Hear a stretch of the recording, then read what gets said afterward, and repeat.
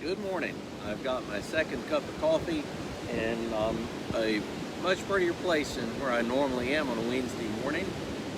I am about halfway between Cape Hatteras and Hatteras Inlet in the town of Frisco, if you know anything about the North Carolina coast.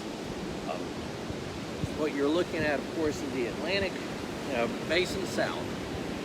This week it's been just awfully rainy, and this is the first actually pretty day that we've had. And it's just really good to sit here by the ocean and just take in the sun.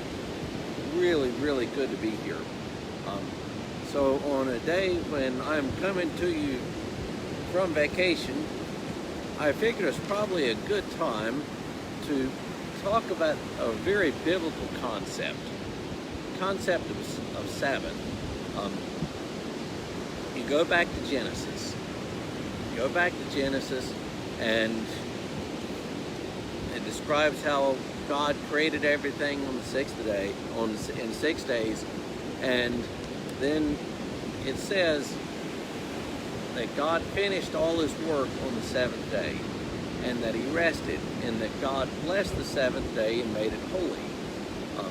And then when you get to the Ten Commandments, the third commandment is honor the Sabbath. And honor the Sabbath. So what does that word Sabbath mean? Or what we pronounce as Sabbath in English comes from a Hebrew word, Shabbat. And Shabbat simply means to rest. So Sabbath is a day of rest. It literally means rest. And so that begs the whole question, why? Why did God rest on the seventh day? Was God actually tired? No, of course not. God's omnipotent. God's almighty. God doesn't need to sit down and rest a while because He's tired. Why did God rest and bless the seventh day? Well, God rested the seventh day to set an example for us. God rested the seventh day to show us how it's done. As an example, God rested on the seventh day, blessed it, and gave us the Sabbath because, well, God knows that we need it.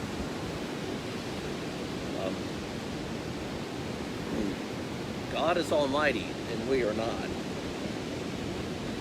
And Jesus talked about this several places in the Gospels. He had run-ins with the Pharisees over what one could and couldn't do on the Sabbath day. And he went so far as to say that man was not created for the Sabbath, but the Sabbath was created for man. Or, in other words, that we weren't given the Sabbath just to have another rule to obey, but rather we are given the Sabbath for our own good. And if we know what's good for us, we will honor the Sabbath, not because God just decided there needed to be another arbitrary rule, but because God knows that we need the Sabbath. So, if you think of it in athletic terms, if you're lifting weights, you don't work the same muscle group every day.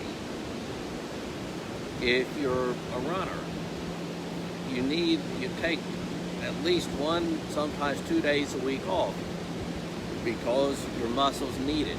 They need the time to rest, they need the time to recover, and so we need the rest. We need the time to recover. As Christians, most of the time we observe the Sabbath on a Sunday. Obviously, the original Sabbath was on a Saturday, the seventh day. So we can't be too legalistic on the day, but the principle is absolutely essential that if we're going to be healthy, if we're going to be whole, we need to rest. We're far more healthier and far more productive if we take the time that we need. Take your Sabbath each week. And when you have the opportunity, take your vacation. Even in the Bible, there were There were sabbatical times, years of Jubilee, and for the land. If we're going to be healthy, if we're going to be whole, take your time off. Take your time off from whatever your job is. Take your time off each day during the week for your Sabbath. Take your vacation when you can, not because God says it, but because God knows that that's what we need to do. So, just a nice short coffee with the preacher this morning, and I'm going to let you get back to your day, and I'm going to get back to my day here in a really, really pretty place of real estate. I hope you all have a great day, and I'll see you next week.